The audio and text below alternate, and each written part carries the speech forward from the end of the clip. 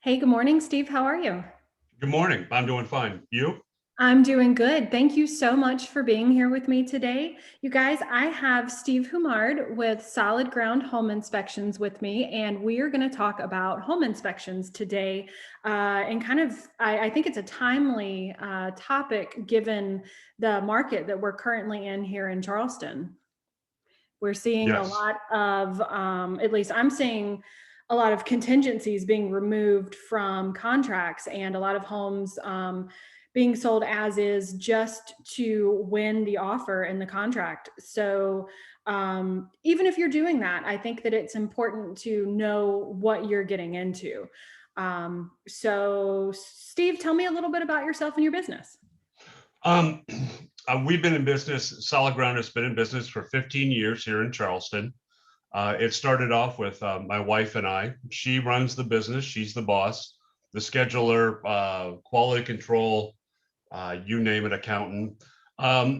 Now we have another inspector and a part-time inspector. Our motto is let's get to know your home.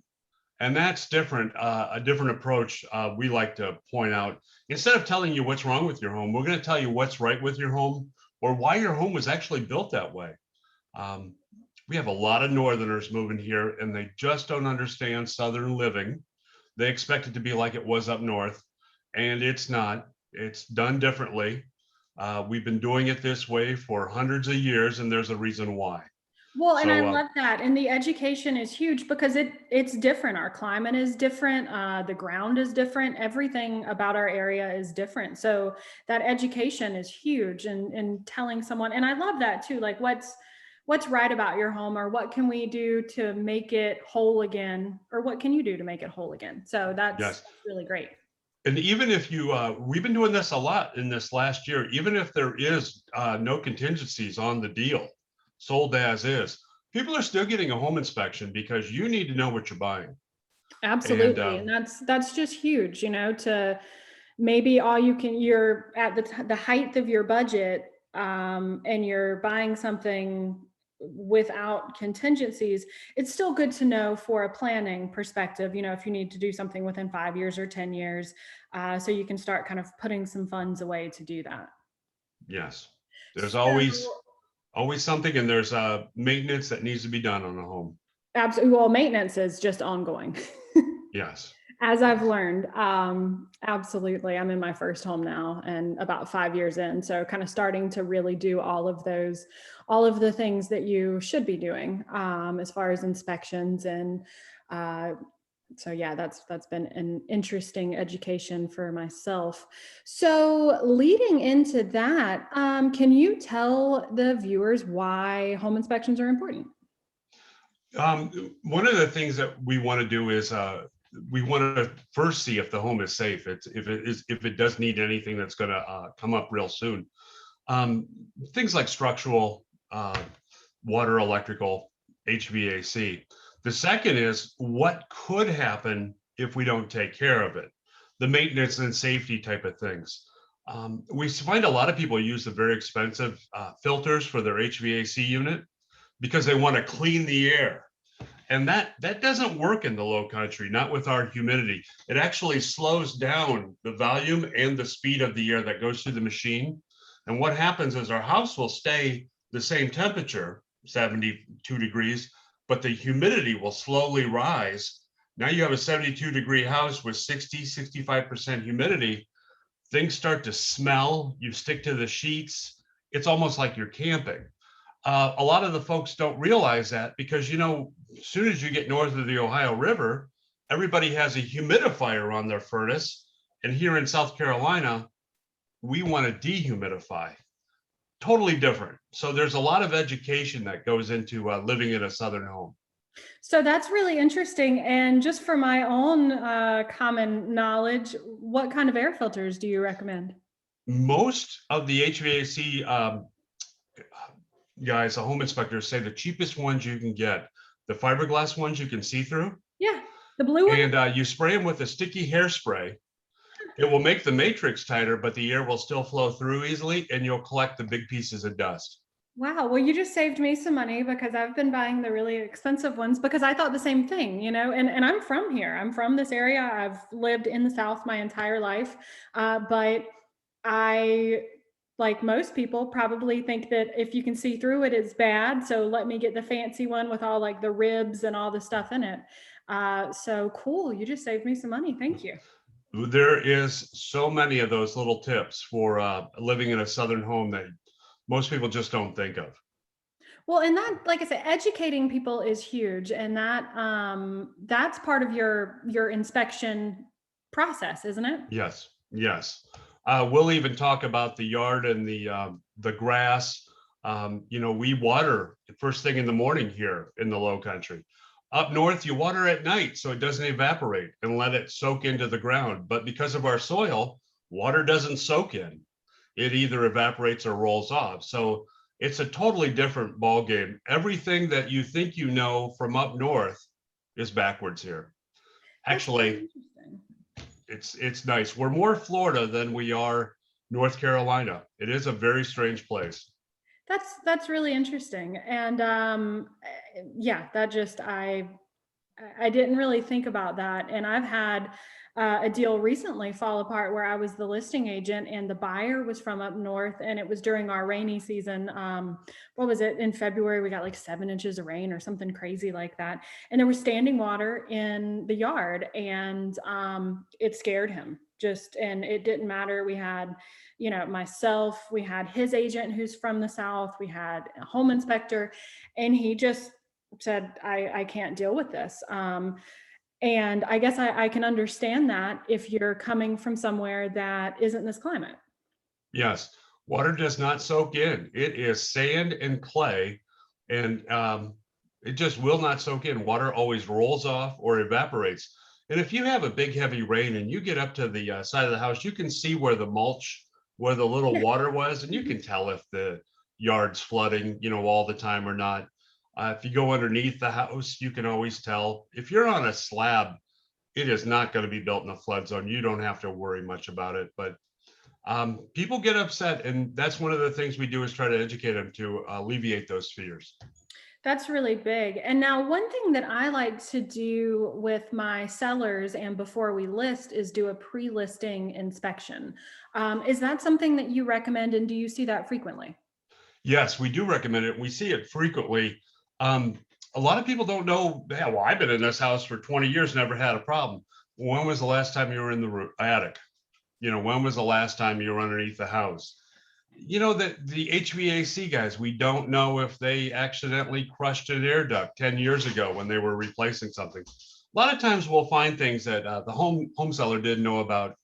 But the other thing is sometimes we don't find anything really terrible, and that's a bonus. That's And great. when the buyer's agent has a home inspection, he comes in and he produces a laundry list of things that are wrong. Are they really wrong, or are they just door stops missing, dishwasher not installed right, things like that. So we try to educate the home seller also on, this isn't all that terrible.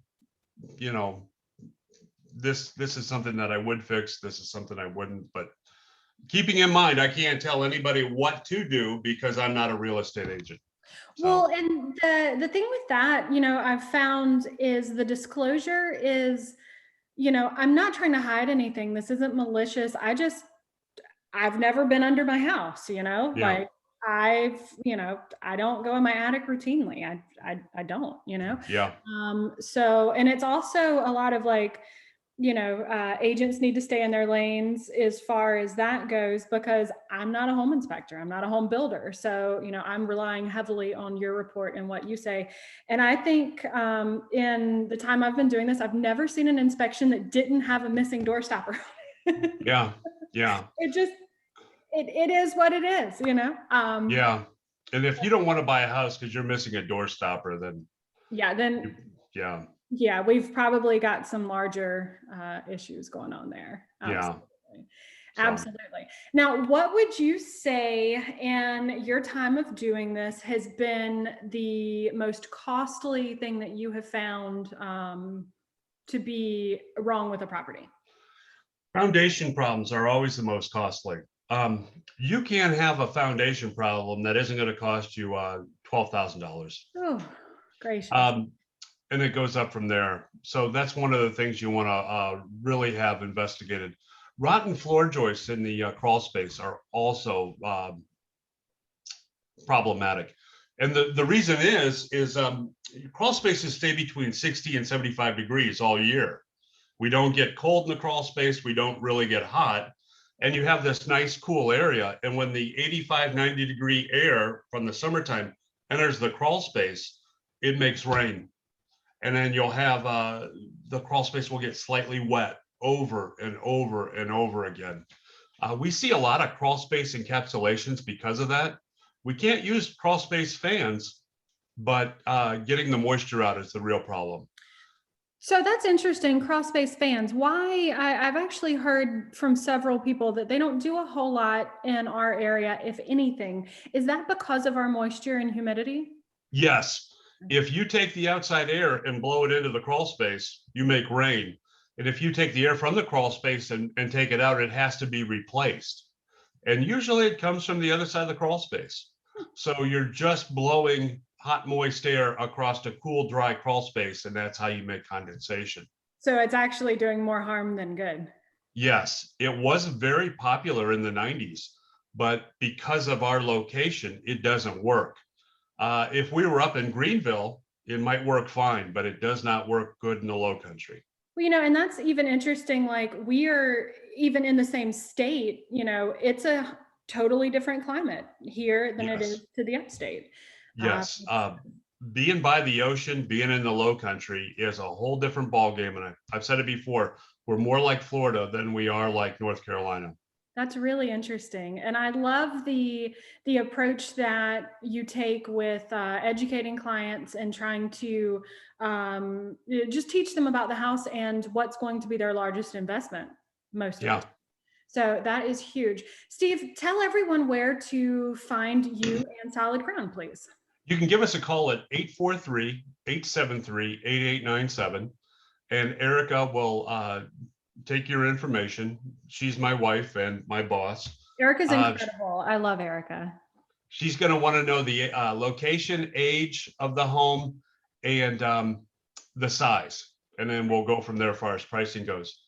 She will answer your call. And if she doesn't, she'll call you back in just a little bit. Oh, she's great with getting back in touch. I mean, she's really on the ball in that regard. Yes, she will do it in the parking lot. She will do it in the store. She just answers the phone everywhere. So that's great. That's a good quality to have, especially in today's world. Well, you need that now with this market. We need to schedule those as quickly as can because the windows are shorter and everybody is very busy. So getting your home inspection, we shouldn't wait. Now that brings me to one quick final question. I've heard some folks, some agents say that they've had inspectors go with their buyers to properties to check them out. And I know given today's market, we're going through underwriting ahead of time. Is that something that is possible? And if so, how could we schedule something like that given time restraints? I actually did that recently for a house that was going up for auction. It was not a good house at all. It was not live-in ready.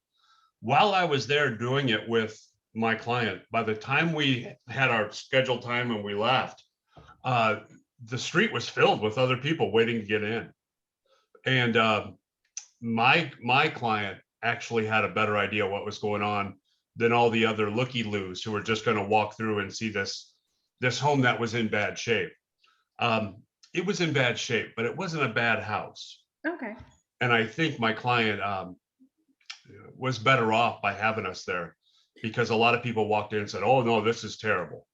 Well, absolutely. And that, for the right person, they can make the right repairs and it's not that big of a deal. And just, in this market, I showed a house a couple weeks ago on Johns Island and pulled up. There were several cars there. So I called the listing agent just to make sure I wasn't barging in on someone.